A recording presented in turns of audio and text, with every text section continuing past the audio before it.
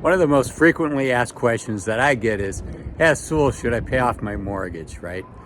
For most of us, it's our home is our largest investment, and a mortgage for most of us is a 30-year commitment for 360 payments, and that's a big commitment. That's a lot of pressure, and certainly for all of us, whenever that last payment.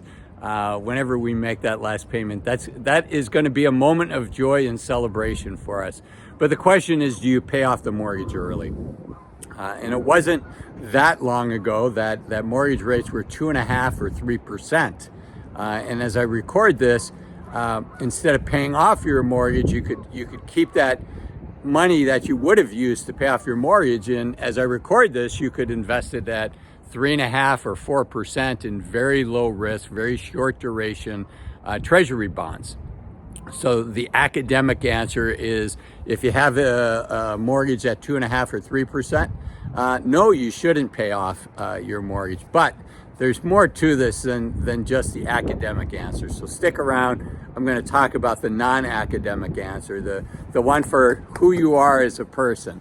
But let's talk about current mortgage rates, which are, as I record this, just under 6.5%.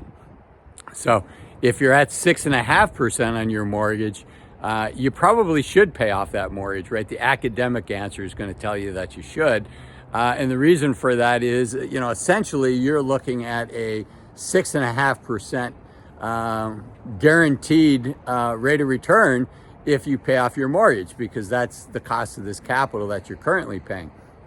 And it's hard to get 6.5% guaranteed in today's world. So those are the two extremes. It's kind of unusual that both of those extremes, I could have viewers that are in one extreme or the other, and it's really just 2 years that separates those that are in the having access to a cheap source of capital and those that are paying for an expensive source of capital, right?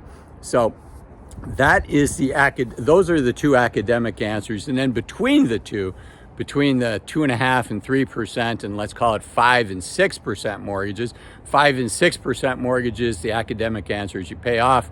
2.5, 3% mortgages, the answer is you have access to cheap capital. The academic answer is don't pay it off.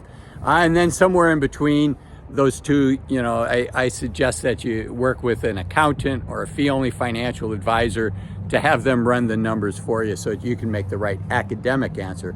But let me share with you, in reality, for most people, it's not an academic answer. I mean, you don't want to do something foolish, but sometimes it's just sleep at night factor, right? Sometimes it's just nice not to have that mortgage.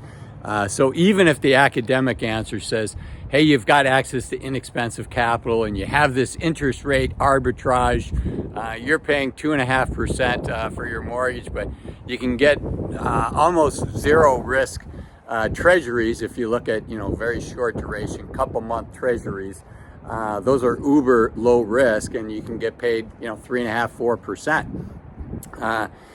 But you just might want to say, you know what, I don't like having a mortgage. I want the freedom that comes from not having a mortgage, and decide, you know what, I just want to pay it off, even though I know that financially that might not be the optimal. I might not be optimizing.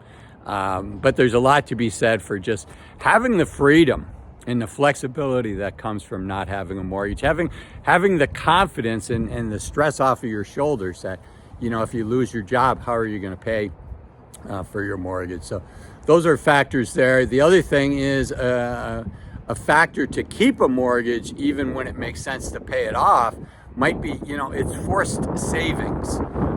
So if you're not good at saving, if that's something that you're working on, it might make sense to keep it while you're learning that discipline of saving, because you're going to make your mortgage payment every month, right? So that's the answer. And like a lot of things in financial advising, it depends. There typically in financial advising, there is a right and wrong answer when you're looking at optimizing on the numbers, but when you're looking at optimizing on your life, you enter the gray area. So I hope you found this video helpful. If you did, do me a favor, hit the thumbs up, give me a like. It really does help other people find this channel. Do leave me a comment. I do read the comments. I try to reply to a couple dozen of the comments during every day. Hopefully I've had a chance to reply to yours. Leave me an idea of how I can make my videos better, or topics that you'd like to hear more about. And you know, we're building a nice community in the comments section, so let's keep doing that. Please do be wary of scammers. There's definitely scammers in there that, you know, are talking about doubling your money in 6 months and junk like that. And I can tell you, I will never suggest anything like that, right? I mean, this is let's get financially independent the slow way, the slow and steady but dependable way. That's my strategy. So be careful of the scammers, and until next time, I'm Azul, encouraging you to take full advantage of the youth of your senior years. Remember, you're only young once. Let's use this time wisely.